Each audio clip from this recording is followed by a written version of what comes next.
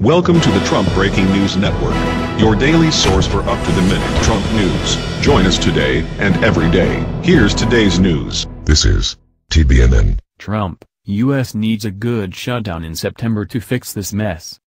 By Tyler Durden. With Congress poised this week to approve a deal to fund the government through September, the first major bipartisan legislation of Trump's presidency, after lengthy negotiations, which have appeared to signal numerous folds by President Trump, apparently frustrated by the lack of tyrannical powers that a simple majority grants him. President Trump has lashed out this morning at disagreeable Democrats, and in particular Senate Democrats. As a reminder, the proposed government funding deal does not include funding for Trump's proposed wall along the U.S. Mexico border or include language stripping federal money from so-called sanctuary cities, both of which the White House demanded at the outset of negotiations. In fact, as we reported yesterday, the bill has been seen widely as a victory for Democrats, something which has been panned by the conservative press. While the White House also backed off a threat to withhold ObamaCare subsidy payments to insurance companies, Trump did secure increased military spending in the 2017 budget deal. According to The Hill, the comments are likely irked top Republican lawmakers, who have been frustrated by Trump's repeated attempts to intervene in the legislative process.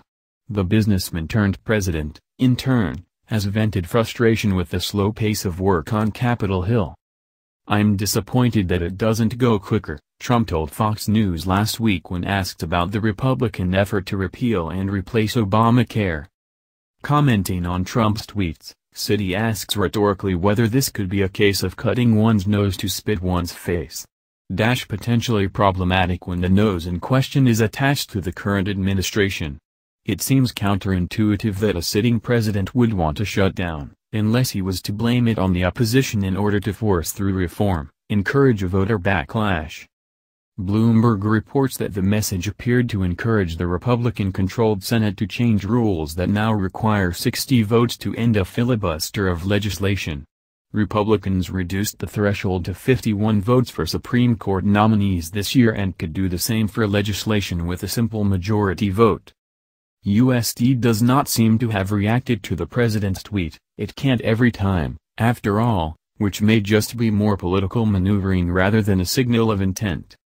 In any case, we're not so sure there is such a thing as a good shutdown of the U.S. government, and with what will be over $20 trillion in debt and a declining GDP by that time, one wonders which ratings agency will have the balls to downgrade the world's reserve currency this time?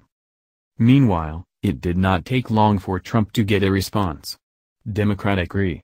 Eric Swalwell responded that our country needs a White House shutdown following President Trump's call for a good shutdown of the government. That's the news. Join us here every day. Be sure to subscribe and click the bell. See you next time. This is TBNN.